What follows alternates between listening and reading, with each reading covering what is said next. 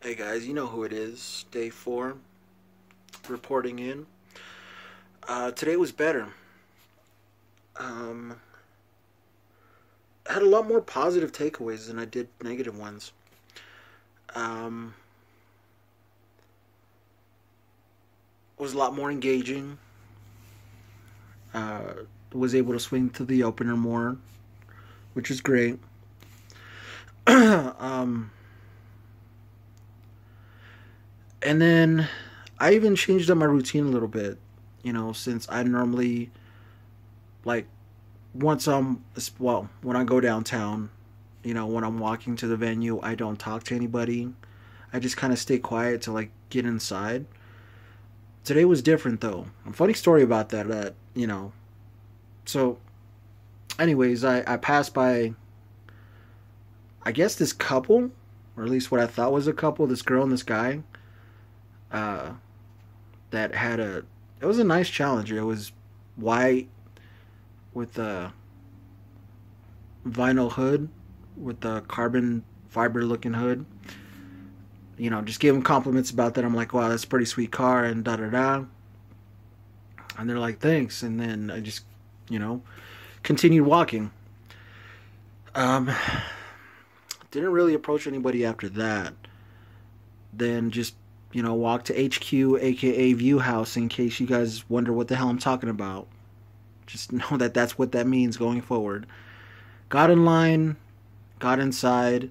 There was actually a few a few of the inner circle guys that were there. So I met a few new people, which was awesome, and you know, uh, we hit it off. Talking about game a little bit, did some approaches together. It was pretty cool. So shout out to everybody that came that I met and that came out tonight. And then so it was about. I mean, it was kind of dead, which was surprising because it's a holiday, so you would think that it'd be more busy. But apparently, everybody partied Friday through Saturday. Um, and then I did a couple approaches, not really, approaches by myself. I mean, I did do a couple of those, but it was mainly like approaches as a group, just engaging as a group. And then we went to, and we changed to another venue, which was actually even more dead than HQ was. It was mainly couples and families. Not really a lot of opportunity, and I mean, a few of us realized that there were a lot of opportunities at the second place. So I mean, we stayed there. We had a drink, just shooted the shit with each other, and then met up with kind of confusing, but I met up with basically a couple of the guys from the that was with us at the View House, and then we went back to the View House. And when I got there, did some more approaching. Wasn't really feeling any kind of way about it. Just kind of did it. Obviously had a couple rejections. Uh, Good interactions though. Um,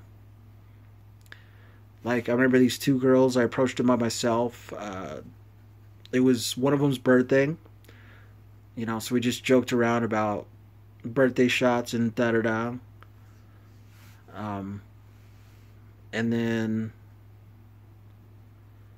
it was like a short, thick one, and it was like a tall, blonde one. And I mean, I was engaging. I was doing pretty good with both, but I feel like the blonde one probably was vibing with me more than the other one was. Which I mean, she was kind of cute, so I was like, "That's what's up." And so I hand of got her to the dance floor. We danced for like a song or two, and then got back to the circle. Us three, and then it was going pretty good. They said they want to go to the gin mill, but then the short, thick one was like, "No, I need to go to the bathroom before we go." So usual, they're like, "We're going to go to the bathroom. Are you going to wait for us?" And I'm like, "Yeah, sure." And I actually did wait for like 5 minutes. Um, try to make it look like I wasn't waiting for them, try to make it look like I was just chilling. I would just, jump on my Facebook or my Snapchat or whatever. Didn't make it obvious. Um, and then just waited for like 5, maybe 7 minutes, and then I had to go to the bathroom myself. And by then, well, I already knew that they'd gone, but I don't know, maybe they did want to ditch me or whatever, but that's neither here nor there. Um, so yeah, so I just went to the bathroom, realized they were gone, then continued doing some more approaches. Um, Near the end, it was kind of weird. It was like a very like almost uncomfortable interaction because so it was these two girls that were both about 23. One was blonde, one was a brunette. Both Latino. Both had that like hood vibe about them. You know what I'm talking about? Like the way they kind of carry themselves. Not that they're ghetto, but they're from that side of town. You know what I mean? Talked with them.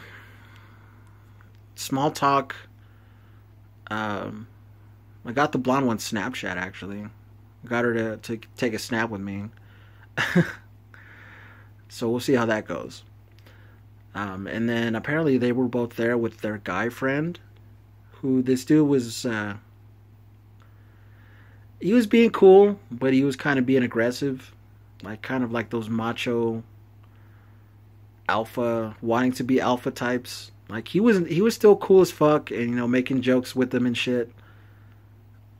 But you can tell like he was the boss, and he let you know that he was the boss. So then I stuck around with them. This was probably nearing the end of the bar closing, like right when they were kicking everybody out.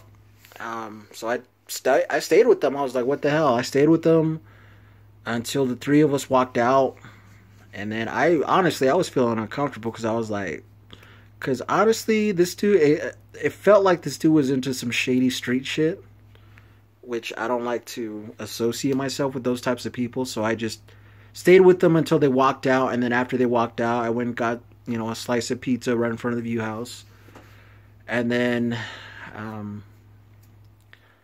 chilled there for maybe 10 minutes while I was eating my pizza, and then started heading to my car. And then the couple, the dude and the girl the mix set that I ran into on the way in, I actually ran onto them on the way out, except there was 5 of them. It was 3 girls and 2 guys, and I made the comment. I'm like, hey, what's up? I'm the guy. She's like, I remember you. You're the guy, that likes my car. And we're talking about cars and shit. And then there was this one that I would actually thought was really cute, and I was trying to pull her. But in a respectful way, because she let it known. I was engaging with everybody, but she did let it known, like when it was just me and her engaging. She let it known pretty early, let it be known pretty early that she was married. She had a husband. Oh, well, the way me and her started talking was because I was passed him up. I'm like, hey, you guys are the ones with the cool car, and da da da, talking about cars, and then that chick, the married chick, was, talking about her car, and then her husband's car. Hey, how's this drive? This big ass diesel truck, like a, Dodge Ram or whatever. And she kept saying that she was married and kept mentioning her husband. But honestly, I kind of felt like she was beta-izing him. Because, like, she would mention how, she has a nice car, and, they've been together 10 years, and, she has a 10-year-old son, and he basically adopted her son as his own because he doesn't have his dad in the picture. They just moved into a big new house, and And I didn't notice it at first, but I realized like she was really betaizing this dude. Like, I mean, he sounded like a great guy. Like, granted, there was like a 15-year age difference between, her and him. Like, he was 15 years older than she was. And it sounded like he was basically her provider. Now, I'm not really sure. I'm not really sure how to engage with a married woman in a way that lets them know that, hey, what's up? Like, I'm interested, but also lets them know that they have a way out, if that makes sense. Like, Todd talks about it briefly in one of his videos that I watched today. How you have to let them, if you're talking to a married woman or somebody that's just in a relationship, period, that has a boyfriend, let them know that you're interested, but you also let them know that there's an out. Like, you can be cool and they can go back home. You know what I mean? So I try to play it that way. Well, no, not really. I just was engaging in small conversation with her. Didn't really, like, send her any IOIs or statements of intent, I should say. I wanted to, but I was kind of like very reluctant to because of the fact that she kept bringing up her husband and da da da, and just qualifying him, trying to make it. It sounded like she was trying to convince herself of what a great guy her husband was. Like she didn't believe it because, I mean, she didn't need me to. She didn't need to tell me how great of a guy she was because, I mean, honestly, what do I care? But it sounded like she was trying to qualify him because maybe she has some kind of like, what's the word that Owen used? She regrets him or something like that. That's not the word that I can't think of the word, but it's along those lines. But she kept saying how happy she was, and it was her birthday, and she got a new $700 watch from him, and da da da. So,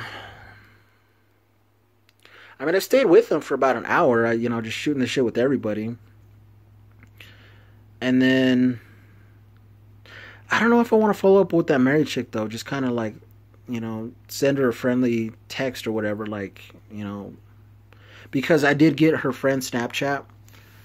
So I don't know if I should just leave well enough alone and just let it be, or if I should just pursue it and let her know that, hey, I'm an option.